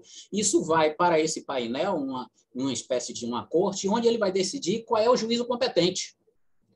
E aí eu já fiz a pesquisa lá para saber com os critérios, fundamentos que ele usa, é aberto. Lá ele não tem critério nenhum aberto. E tem decisão lá que diz, olha, vai ser com o juiz Arnaldo, porque o juiz Arnaldo é um juiz eficiente, tem experiência na matéria e já escreveu até um manual sobre essa questão, um manual aqui sobre essa matéria, etc. É um juiz que tem disposição, revelou-se disposto a apreciar. O painel lá entra em contato com o juiz Arnaldo, está disposto a receber esse abacaxi aqui. Olha que o processo não é fácil, né? É um processo que envolve milhares de pessoas discutindo. Inclusive, você consulta lá casos de Covid, tem, etc. Contra a seguradora por causa de Covid. Né? É um pandemônio de ações pelos Estados Unidos, todo onde você centraliza ali a instrução, ali no caso da instrução. Aí eu vou lembrar, Cabral, você quando falou, você lembrou aqui, aí eu até botei aqui depois já em vermelho para me lembrar, essa situação da Inglaterra e Gales. Você mencionou aí o caso da França. Na sua obra você também chega a citar, faz uma referência, ainda que não se aprofunde muito, quanto ao esse sistema inglês e galês do ticketing system, que, em outras palavras, seria o sistema de bilhetagem. Mais ou menos isso, como ele falou aqui na França, onde o presidente lá da corte decide previamente, anualmente, quem vai julgar a causa. Na Inglaterra também nós temos isso, apesar de que o juiz natural, entendido, lá ele não tem muito essa regra de juiz natural, não. Tinha até um conflito entre Inglaterra e União Europeia por conta disso, mas, em suma, eles têm lá uma regra onde também o presidente da corte pode, em outras palavras, dar um bilhete, que seria uma autorização, para determinado juiz atuar em outro foro, em outro processo, e eles nem me dão um exemplo. Eu fui lá estudar essa matéria para saber como é esse sistema. E o exemplo que eles dão é o seguinte, nós temos uma vara criminal ali, que naquela vara criminal aí surge um caso de violência sexual, um caso até com repercussão, etc. Pô, mas a vara lá é com a doutora Silva. Só que eu tenho aqui a doutora Camila, que é especialista em crimes sexuais. Eu pego, a doutora Camila está aqui, eu lhe dou um bilhete, uma certificação para você ir lá no juízo da vara da doutora Silva, e aquele processo será apreciado, instruído por você, etc. Eu indico quem é o juiz que vai para a causa, eventualmente nas cortes também, etc. E aí você vai ter vários exemplos lá, questões de especialização de matérias, eventualmente algumas matérias específicas, onde nós temos um juiz que tenha uma especialização sobre aquele tema, e os outros já não têm tanta conhecimento para apreciar aquela matéria. Né? Então, você vê que o juiz natural aqui o juiz, isso aqui é o pessoal, o juiz vai ser esse que eu vou escolher, eventualmente, lá na Inglaterra. Passando adiante, a gente tem aqui a questão do juízo digital, a justiça digital, né? Como já foi até abordado um pouco aqui pela doutora Camila, apenas relembrando de forma rapidamente, essa resolução 345 estabeleceu a possibilidade de se criar o juízo 100% digital, em outras palavras, relembrando todo mundo, que creio que todo mundo já tem conhecimento deste caso, é a prática de todos os atos processuais exclusivamente por meio eletrônico, remoto, pela internet, sem prejuízo de alguns serem realizados presencialmente, né? Facultativo com oposição do réu, né? A gente tem que levar isso em consideração. A própria resolução diz que pode abranger ou não todas as unidades da mesma competência. Em outras palavras, eu posso chegar aqui em Salvador, todas as varas se tornarem em juízo digital, como eu posso botar só algumas das varas em juízo digital. E tem a regra lá no CNJ, também para mencionar, de que ele disse não abranger todas as unidades da mesma competência, a escolha pelo juízo digital será ineficaz quando o processo for distribuído para juízo em que ele não é contemplado com o juízo digital, 100% digital. Ou seja, você pega ali, um exemplo assim, você pega 3 varas em Ilhéus. Uma está 100% digital, as outras não. O processo é distribuído, você quer, o autor quer pelo juízo digital, mas ele é distribuído para a segunda vara, que não é juízo digital. Aí diz a norma do CNJ que este processo não pode ser pelo juízo digital. Observe que aqui o CNJ se apegou muito ao juízo natural. Pela distribuição é a segunda vara, como a segunda vara não é digital, então não se aplica o juízo digital aqui. Isso não quer dizer que por cooperação possa ser. Faz uma cooperação entre os juízes, olha, se ele quer, o autor quer, foi distribuído para a segunda, a terceira vara, que não são juízes digitais, a gente faz um conserto aqui que vamos ali, eventualmente, colocar na vara que já é juízo digital por cooperação. E aí nós vamos, um outro ponto aqui importante também, que é o núcleo de justiça 4.0, que já foi até referido aqui também pelo professor Cabral, né? Aí a resolução 385, ela vai mencionar que os tribunais poderão criar esses núcleos de justiça 4.0 com especialização na matéria ou não, né? Sobre toda a área territorial e jurisdição do tribunal, ou por determinadas áreas. O que quer dizer? O tribunal pode, em outras palavras, hoje, criar uma espécie de vara, uma vara do trabalho. Não pode criar cargos nem de servidores, nem de magistrado. Ou seja, eu crio aqui um núcleo de justiça, competência, por exemplo, competência para a Bahia toda. Vou criar um primeiro núcleo de justiça 4.0 aqui na Bahia, que vai ser pelo juízo digital, competência para todo o estado da Bahia e por matéria. Por exemplo, todas as ações de representação sindical, todas as cobranças de receitas sindicais, todo em qualquer local da Bahia onde se discuta a representação sindical, onde se discuta a cobrança de receitas sindicais, execuções fiscais em qualquer foro da Bahia, tudo será centralizado agora no núcleo de justiça 4.0. E aí vem um ponto também que Cabral até mencionou, pode transformar a vara física em núcleo de justiça 4.0. Então, a ideia seria aquela, olha, seria conveniente aqui para a lotação de servidores, porque observe só a complexidade aqui que os tribunais ficam talvez um pouco amarrados. Eu posso criar esse núcleo, mas eu não crio cargo, nem juiz, nem servidor. Mas nesse núcleo vai precisar de servidor. Então, eu vou ter que tirar servidor de alguém. De algum órgão judicial vai ter que sair esse servidor, vai ter que sair de uma vara K, A, B, etc., para esse servidor trabalhar naquele núcleo. Quando você transforma a vara física em núcleo de 4.0, você dá um pouco a solução para essa dilotação. Você pega os mesmos servidores que estão na vara física, eles passam a trabalhar no que seria núcleo 4.0. Isso serve, por exemplo, aqui na Bahia, vai ser para vara com pouco movimento processual, né? Nós temos várias varas que estão com pouquíssimo movimento processual, como, por exemplo, Ilhéus, são 3 varas de Ilhéus, você vê os números de Ilhéus, não vou nem citar aqui para não atrasar mais, mas pelo menos uma das varas, no mínimo uma das varas de Ilhéus, ou é extinta, deslocada, ou tem que ser transformada em um núcleo digital, aí, um núcleo de justiça digital, porque a quantidade de processos lá, já do ano passado e esse ano, não justifica a manutenção de 3 varas ali, etc. Já, por exemplo, Feira de Santana, pelos números, caberia até ter mais uma vara em Feira de Santana. Esse núcleo de justiça, ele pode ser até com 3 juízes, mas a norma mesmo diz, a resolução, que pode aumentar o número de integrantes de acordo com a quantidade, que o tribunal pode fazer assim, olha, eu vou colocar todos os processos, como eu disse aqui, pega isso, de representação sindical, de cobrança de receita sindical. Eu faço as estatísticas, olha, anualmente tenho em torno de 1.000 processos nessa matéria, eu crio esse núcleo. Na Bahia toda tem 1.000 processos sobre essa matéria, crio esse núcleo só para tratar, tiro das varas físicas e esse núcleo que vai cuidar desses 1.000 processos aqui na Bahia. Mas pode explodir amanhã. Pode ser que este ano passe para 3.000 processos, etc. Então, ali tem uma flexibilidade do tribunal ampliar ou criar outro núcleo, evidentemente, né? Amplia aquele com outros juízes, são 3 juízes para julgar todas aquelas causas, e aí vai dimensionando, né? O tribunal tem que dimensionar. Se são 3 juízes, é como se fossem 3 varas, mais ou menos, né? Não pode ser essa lógica de somar 3 varas, mas seria mais ou menos isso, né?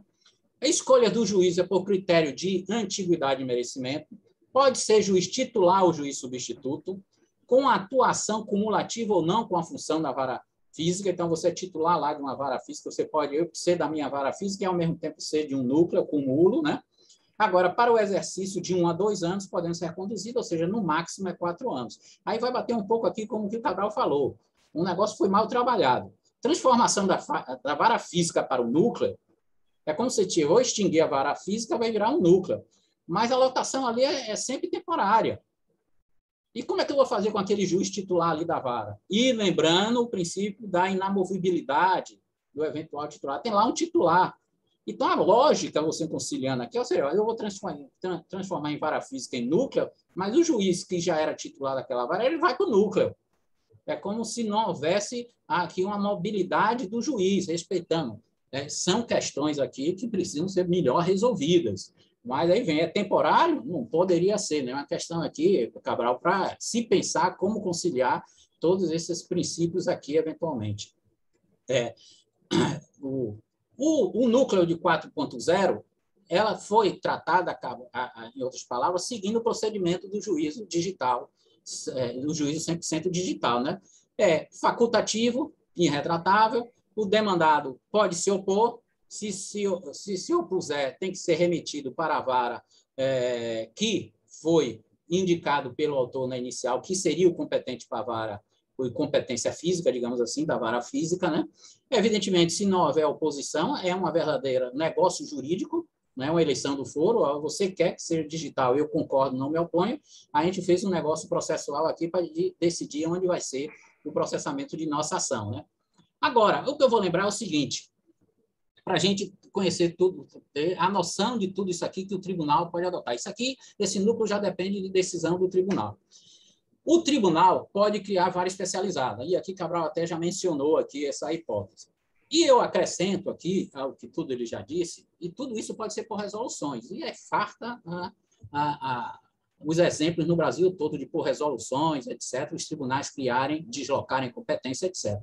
Nessa DI 4.414, o Supremo enfrentou uma questão sobre a existência de uma vara colegiada que foi criada em Alagoas, uma vara criminal para delitos cometidos por organizações criminosas. Ou seja, a lógica é o seguinte, olha, como existe uma probabilidade muito grande do juiz criminal que enfrenta essas organizações criminosas, elas sofrerem uma pressão muito grande por conta dessas organizações, a gente cria um colegiado para tratar desses processos todos, e criou uma vara colegiada, envolvendo todo o estado de Alagoas, bateu no Supremo. O Supremo disse que não fere o princípio do direito natural, resolução do tribunal, criar essa vara especializada com redistribuição ou sem redistribuição dos processos anteriores, né, etc. e tal, e desde que o juiz que sejam lá, que vão ser lotados, tenham critérios objetivos para você lotar. Pode ser vara colegiada, em outras palavras. Ou seja, você vê que bate com o núcleo de Justiça 4.0 colegiado. Em outras palavras, seria uma vara corte. Né? Em outras palavras, seria como se fosse nossa antiga junta de conciliação e julgamento, que eram 3 juízes, em tese eram 3 juízes. Né? Em suma, é um colegiado de primeiro grau, que não é novidade, inclusive, pelo mundo. Na França tem, etc. E lembrando que aqui, até repetindo o que já foi aqui dito por Cabral, o Supremo considera, os tribunais podem criar todas essas varas de deslocamento, desde que não haja impacto orçamentário, porque é uma mera decisão administrativa, sem criar cargos, sem criar cargo de magistrados, servidores, etc.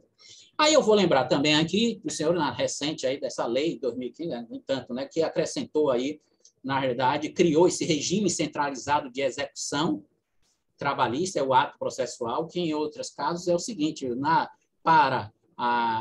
nesses casos de entidades esportivas profissionais de futebol, em clube de futebol, se tem hoje um ato que permite os tribunais criarem, instaurar o regime centralizado de execução. O que é isso, em outras palavras? Em outras palavras, ou os juízes de primeiro grau, em cooperação, centralizam a execução contra um time de futebol ali, contra o Bahia, o Vitória, como a gente já tem aqui na Bahia, né? Já tem tudo já centralizado contra esses clubes aqui, eventualmente. E, em suma, é a nossa central de execução, que hoje está prevista, tem lei, e isso já está no provimento da Justiça do Trabalho, aí, no provimento geral da Justiça Geral, né? do Corregedor Geral da Justiça do Trabalho, tudo está regulamentado. E aí, criando um raciocínio, observe só, se o tribunal pode criar vara física privativa, jurisprudência pacífica, ou seja, o nosso tribunal aqui da Bahia, o TRT, pode chegar e criar, olha, a primeira vara de Salvador será privativa da Fazenda Pública Trabalhista. Pronto, com todas as demandas estadual, todas as demandas contra o Estado da Bahia, envolve que o Estado da Bahia seja parte, serão agora da competência da primeira vara do trabalho privativo para as causas da Fazenda Pública Estadual. O tribunal pode criar isso.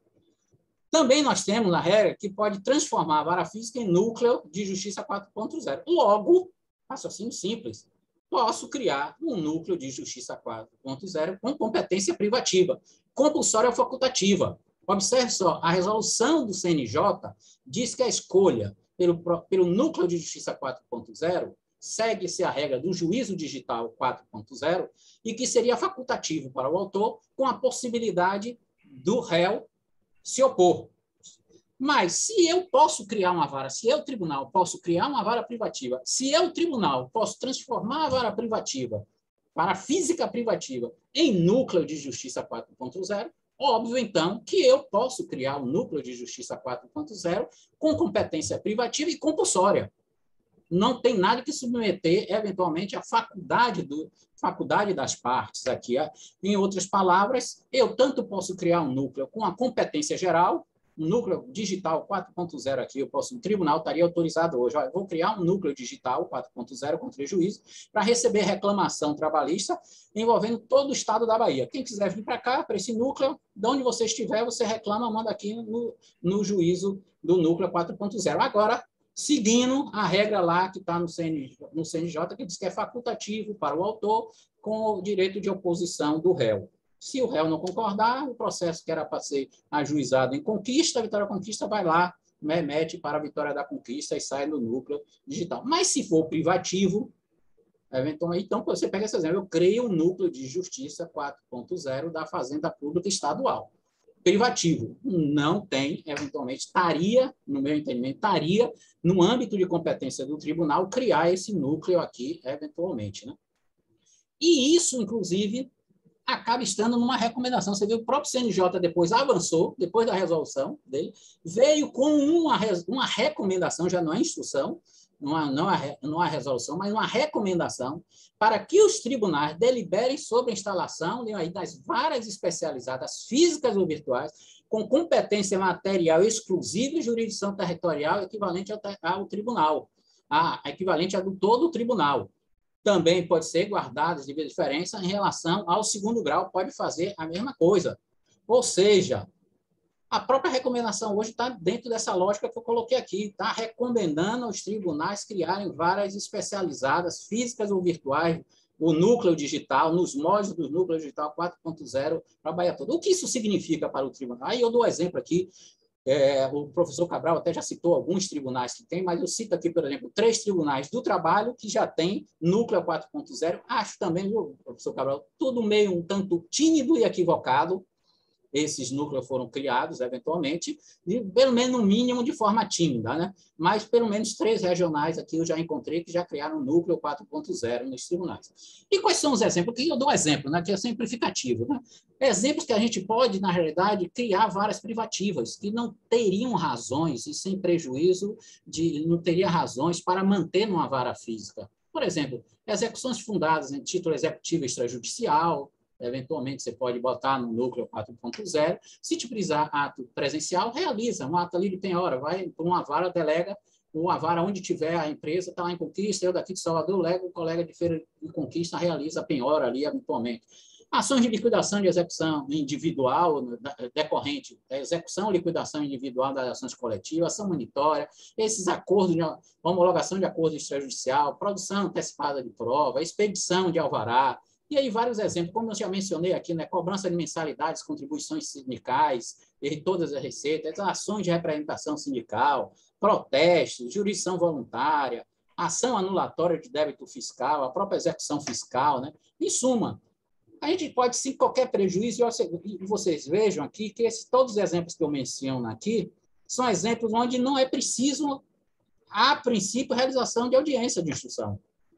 Você dificilmente tem nesses processos uma instrução oral, interrogatório e produção de prova testemunhal. Você dificilmente tem. Então, são processos que você leva, é tudo documental, e eventualmente uma prova, temos o caso de produção antecipada de prova aqui, né? Se pode envolver. Mas a grande maioria aqui não tem essa possibilidade. Então, você pode colocar tudo para o juízo digital.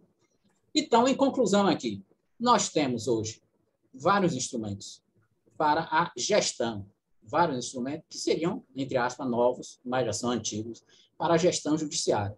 Seja por cooperação judiciária entre os próprios juízes e o tribunal, seja mediante ato do tribunal a criar vara especializada, seja mediante ato do tribunal para criar núcleo de justiça. Em suma, nós temos vários instrumentos processuais para administrar melhor o nosso acervo judicial, procurando a maior eficiência e economia.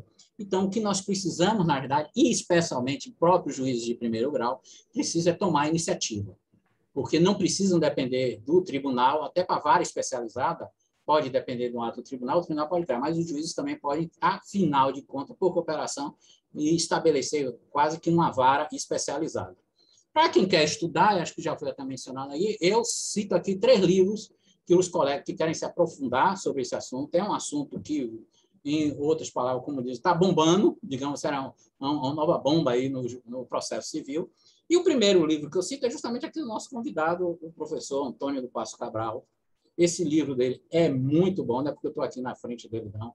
É um daqueles livros que marca e que fazem com que você mude a sua forma de pensamento, não é daqueles livros gerais que você lê e não acrescenta muita coisa ou não muda muito do que você está, mas é um livro que eu acho que realmente ele traz uma contribuição muito boa para o desenvolvimento aqui do processo civil, nesse tema do juiz natural, da competência adequada. Eu recomendo, não é porque eu estou na frente dele, não, mas eu recomendo a leitura desse livro, porque bate, a gente tem que entender muito, acabar com essa ideia tradicional do juiz natural. E também, apenas aqui, conselho, temos esse livro de Fred Didier, que é a Cooperação Judiciária Nacional, é um esboço, como ele mesmo coloca, é um pequeno livro, que ele traça uma teoria geral, um esboço dessa teoria da cooperação judiciária, e, por fim, também uma coletânea, que é coordenada justamente aqui por nosso Antônio Cabral e o Fred Didier, onde tem diversos artigos jurídicos de vários autores do Brasil todo. Tem até um da nossa colega aqui, Andréa Presas, também, que ela cuida até da nossa experiência aqui das varas de execução, etc., aponta, tratando que é nesse âmbito da cooperação. Em suma, o que eu quero deixar para os senhores seria justamente essas lições aqui, apressadamente dadas, de que a gente tem vários instrumentos, depender de nossa própria iniciativa, para a gente tentar melhorar a nossa situação, relembrando aqui, e mais do que nunca, o Estado da Bahia, como ontem foi dito pela corregedora, pela presidente, o nosso TRT precisa melhorar muito a nossa produção para sair da posição em que a gente se encontra, né? E todos os instrumentos aqui servem para alcançar esse objetivo. Então, obrigado e ficando aqui à disposição. Pois é, excelente, doutor Adilton, a manifestação, a palestra do senhor, temas, né, que instigam a gente nos momentos em que o senhor perdeu a conexão. Nós, para aguardar, comentávamos algumas coisas, algumas ideias. A doutora Camila Miranda, ela deu até uma sugestão, né, no caso da Justiça do Trabalho, nós que usamos o PJE, talvez fosse uma alternativa do PJE junto com a inteligência artificial, para que a gente pudesse identificar esses processos para poder fazer a centralização. Mas nós temos aqui 4 perguntas. Eu gostaria de saber se podemos avançar ou encerramos. Acho que dá para avançar rapidamente, não é? Vou avançar, faltam 8 minutos, então vamos avançar. A primeira pergunta foi de Maurício Lopes aqui, aliás, de Anderson Rico. Ele pergunta: essa cooperação para a colheita de prova exigiria uma nova leitura da unidade de convicção ou não? Como seria desenvolvido o contraditório no outro juízo? Imagino as nossas questões acidentárias corriqueiras. O professor Cabral responde. Professor Cabral, o senhor pode responder. Dá um descanso a minha voz aqui, Cabral. Claro, é uma pergunta muito importante do colega, porque nós sempre tivemos imaginando que a nossa atividade nos daria, e eu falo nossa, né, me colocando aqui nos sapatos dos juízes, né, que a nossa atividade nos dá uma total soberania sobre a cognição e a decisão, né, que nós deveríamos ter sempre, de acordo com a nossa independência, e vinculados à Constituição e às leis, nós teríamos uma certa exclusividade na emissão de alguma manifestação opinativa. Então, o juiz ele conhece os fatos, as normas, interpreta as normas e constata os fatos e as aplica de acordo com o seu entendimento para o caso. ainda que esse entendimento estivesse em dissonância com o entendimento do colega. Agora, nas articulações cooperativas, isso se coloca de outra maneira, né? Porque ao cooperar com outro juízo, esse outro juízo não perde a sua independência, os juízos cooperantes não perdem a sua independência por estarem cooperando, né? Por isso que, normalmente, quando existe um compartilhamento de competências decisórias, o que parece ser razoável é que os atos de concertação prevejam já previamente o procedimento de prolação da decisão, quais os critérios que vão ser usados, como será feita a votação, que é mais ou menos o que aquela lei... Edilton fez referência a uma lei de 2012 que, no processo penal, referente às organizações criminosas, permite a formação de colegiados. Essa lei diz que ela já prevê, né, os formatos de deliberação entre os juízos, né? Diz que a deliberação será secreta. Quer dizer, o colegiado formado na organização criminosa ele é diferente de um colegiado de tribunal, onde cada juiz expõe o seu voto, os votos são sucessivamente expostos e todos compõem o acordo, inclusive o voto vencido, né? Lá nesse colegiado das organizações criminosas, não, os juízes deliberam secretamente e depois se pronunciam univocamente com o resultado final. Então, não tem registro de voto divergente. Tudo isso pode ser consertado entre os juízes cooperantes. Se houver uma cooperação entre dois juízos, e aí você visualizar, se o colega estiver pensando nisso, né, estiver visualizando a possibilidade de que eles não concordem sobre determinada matéria, pode ser prevista alguma forma, algum procedimento para desempate, né? Um dos dois pode ter voto de Minerva, pode ser chamado um terceiro juízo para cooperar. Então, isso não é algo fechado, né?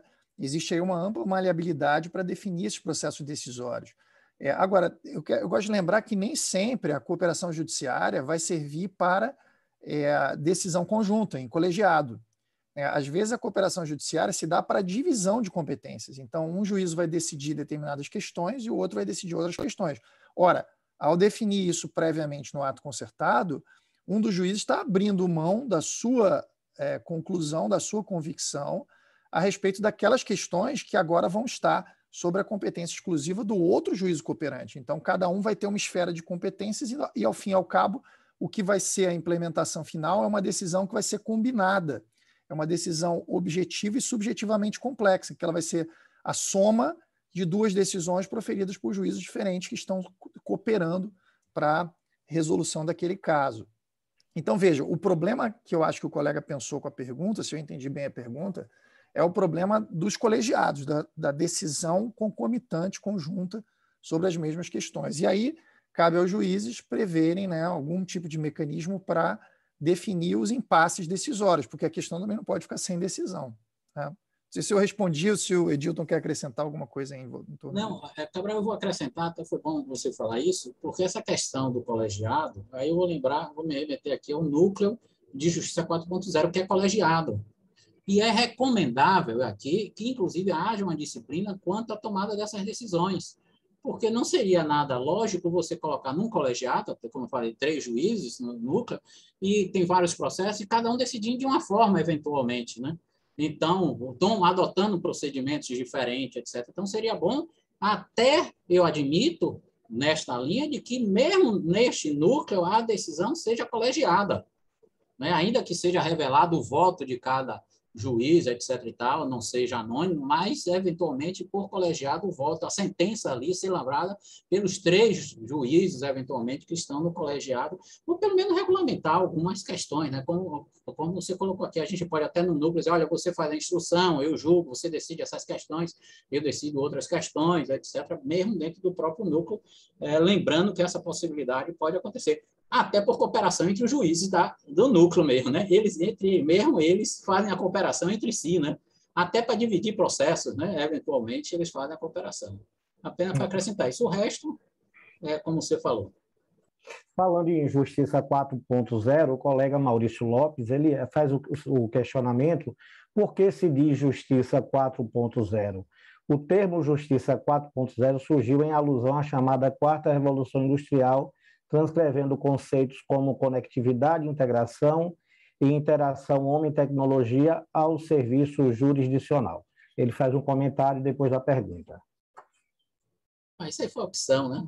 Aí pode ser, eu acho melhor criar vara digital, seria melhor vara digital, juízo digital, né? Até para a gente não ficar atrás, botar 4.0, daqui a pouco a gente tem que botar 5.0, 6.1, 7.2, e um vai querer dizer, o meu núcleo aqui é 7.2, o seu é 4.0. O colega Ivo Daniel, ele fez um comentário que eu coloquei aqui, que eu achei interessante. Ele diz assim: eu só fico preocupado porque isso pode virar uma espécie de foro privilegiado, ou seja, um processo mal instruído ou mal conduzido pode eternizar uma decisão para o bem ou para o mal, mas que é interessante e não tem como negar, só que tem que ser feito com muito cuidado. Ele faz um comentário, ele não pergunta, ele faz um comentário que eu achei interessante trazer para o debate. Tá? Agora, tem uma última pergunta aqui, que na verdade essa pergunta é minha. Com a centralização dos processos, teoricamente, poderá ocorrer de determinado julgador ele ter um número maior de julgamento em relação aos outros. Vou dar um exemplo. Vários autores entram com 200 ações contra uma empresa com uma matéria de direito. E aí nós centralizamos e vai para um determinado julgador. Eles preparam uma sentença e publica 200 sentenças, pelo menos teoricamente, não sei se é assim que vai funcionar. Nesse caso, não pode gerar algum tipo de distorção entre números, já que números é importante também, tanto para o órgão, né, a instituição, como para o próprio magistrado. Nós estamos aí diariamente no IGEST, no BI, né, aferindo nosso trabalho com números. Então, essa pergunta pode ser respondida por qualquer um dos palestrantes. Olha, eu diria, Arnaldo, colega, que isso depende da concertação, né? Mas aí, dentro daqueles critérios, você tem que avaliar as consequências de tudo aquilo ali, a capacidade, eventualmente, institucional do órgão de poder, de forma eficiente, apreciar e, eventualmente, acontecer até, ocasionalmente, num ano, num exercício, etc., a possibilidade de um ter mais processos do que o outro, a depender do acerto. Mas aí, como eu disse aqui, é tudo cooperação, é concertação entre os próprios juízes aqui de primeiro grau, né? Ou seja, você concordou assim, assim vai ser, né? Depois não pode chorar o leite derramado, você tem que fazer em cima, é uma concertação entre... Pior é quando vem imposição do tribunal, aí você tem que engolir mesmo e não tem o que discutir, né? Mas se a concertação, é tudo um panorama aqui, como eu falei aqui, tem vários critérios, inclusive esse critério de capacidade orgânica, né? Da estrutura de você poder dar conta, cumprir eventualmente suas metas, etc, etc, né?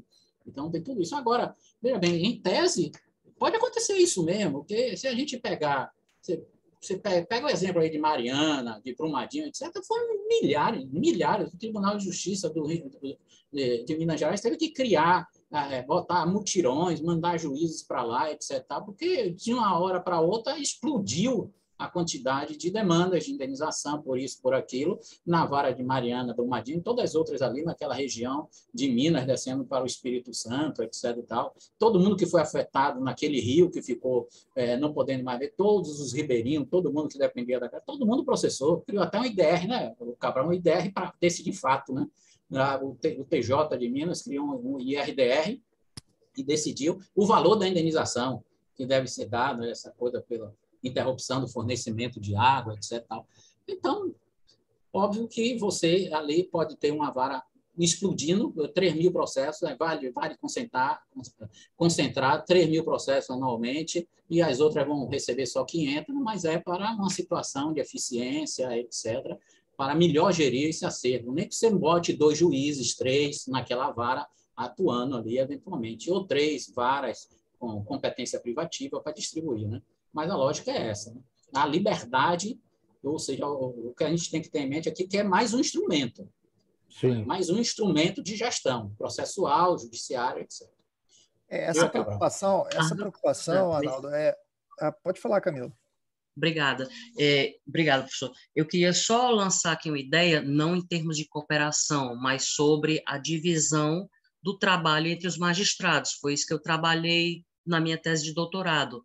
E a minha proposta se baseou em pilares muito simples para a justiça do trabalho. artigo 111.3 da Constituição. O juiz do trabalho é um órgão, é o juiz, não é mais a ideia de vara. Então, nesse ponto, a CLT está ultrapassada. E com o sistema de processo judicial eletrônico, eu tenho como dividir equalitariamente, de maneira mais isonômica, a carga de trabalho entre os juízes para poder melhorar a efetividade dos direitos dos trabalhadores. Se eu tenho um número 10 juízes, um com 1.000 processos, o resto com 2, não é muito legal. Então, a proposta foi exatamente essa, que por meio do processo judicial eletrônico, a gente tem sim como fazer uma elaboração para dividir de maneira mais igualitária a carga de trabalho entre os juízes, com o objetivo de aumentar a celeridade do processo e de melhorar a efetividade dos direitos dos trabalhadores. Obrigada, professor. Eu queria só acrescentar uma coisa, essa preocupação é muito importante, né? Porque hoje o juiz fica muito preocupado, até em termos de ascensão funcional, para fins de promoção e remoção, que os números da sua atuação apareçam, né? Ninguém quer trabalhar e depois ver que aquilo não está se refletindo na sua estatística, e às vezes a gente sabe que decidir processo complexo é algo que vai tomar muito tempo e às vezes não aparece tanto quanto homologação de acordo, né? Então, assim, esse trabalho ele tem que, de fato, se refletir na estatística para que os juízes até se estimulem a utilizarem esse. E o problema da estatística é muito curioso porque, constantemente, como a gente salientou, a cooperação ela vai se dar entre ramos diversos do Poder Judiciário, né, entre a Justiça do Trabalho e a Justiça Estadual. Como fazer contar isso se os sistemas não se comunicam? Como fazer contar isso se, às vezes, as tabelas do CNJ não estão adaptadas à cooperação judiciária? Né? Aí o juiz vai lá e coloca uma cooperação judiciária, um ato concertado muito complexo, que resolveu, às vezes, centenas de processos, mas ele não aparece naquelas centenas de processos. Ele sequer aparece, porque você vai ter que lançar ali, às vezes, como uma carta precatória, vai ter que dar uma cambalhota, né, para conseguir registrar aquilo num sistema que não está adaptado à realidade.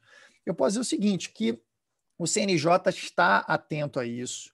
Eu faço parte do comitê gestor do CNJ, que é da Rede de Cooperação Judiciária, da Rede Nacional de Cooperação Judiciária do CNJ, e a gente está preocupado a isso. Existe um grupo de trabalho, atualmente, inclusive composto pelo doutor Leandro Fernandes, que é um juiz do trabalho de Pernambuco, que também estuda muito a inovação do Poder Judiciário, essas questões de sistemas eletrônicos, e ele tem várias propostas que estão em estudo lá, e o CNJ deve apresentar alguma regulação em breve para isso, justamente para adaptar os sistemas, né, para fins de absorver essa cooperação e fazer justiça com os juízes que assim atuarem, né, para que essas iniciativas sejam, inclusive, destacadas depois, né, nos bancos de boas práticas, enfim. Então, isso é uma preocupação que eu acho que é relevante, tá? E para que se crie um incentivo para o uso da cooperação, eu acho que pode ser uma boa ferramenta também, né? Fazer o juiz ter uma visibilidade maior das práticas cooperativas pode estimular ainda mais esse uso. Professor Cabral, eu toquei nesse ponto porque eu tive um exemplo agora, tem menos de um mês, um processo trabalhista que tinha 7.000 páginas, em média, e eu passei 10 dias para fazer uma sentença, porque tinha diversos pedidos e o processo era muito, muito extenso. Então, não dá para fazer uma sentença. Enquanto eu fiz uma, e os outros todos, né, ficaram paralisados. Então, eu acho que essa questão deve ser bem pontuada e bem observada, né, como o senhor falou, e que o CNJ está atento a essa questão, né? Só verificando aqui, não temos mais nenhuma pergunta, nenhum questionamento. Doutora Camila Miranda solicitou, se possível, enviar os slides, né, se for possível disponibilizar a escola judicial, e aí a escola judicial disponibilizaria para os presentes, né? E gostaria de saber se existe alguma manifestação da escola, do diretor, doutor Edilton, doutora Silvia, ou posso fazer o encerramento da nossa manhã de estudos. Não, eu, de minha parte, não. Acho que o diretor, acho que não também. Não é chegado muito a fazer Você está no pronunciamentos, comando, não também. quem comanda é você. Então, pronto. Então, muito obrigado pela presença de todos. Em nome da Escola Judicial, agradeço mais uma vez a todos os palestrantes. O dia foi muito produtivo, a manhã foi muito produtiva, temas excelentes, né, inspiradores, que eu tenho certeza que vai mudar o pensamento de todos nós, tá? Obrigado pela presença e aviso aos colegas que às 14 horas retornamos com a nossa palestra do período da tarde. Uma boa tarde, bom almoço a todos. Obrigado, Cabral. Professora Camila Obrigado, também. pessoal. Obrigado, um Um abraço. abraço.